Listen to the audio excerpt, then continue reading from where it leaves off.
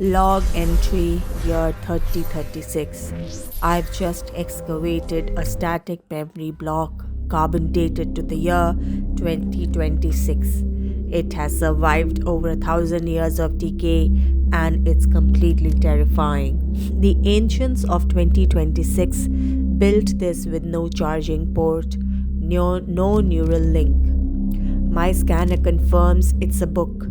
To access the data, they didn't download it. They had to hallucinate the words in their own minds, one line at a time. It's incredibly inefficient, yet permanent.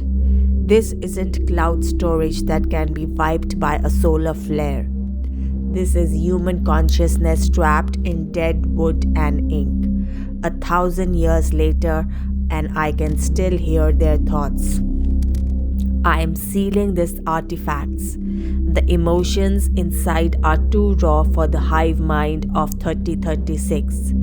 If you want to risk exposure to the raw text, initiate the uplink now.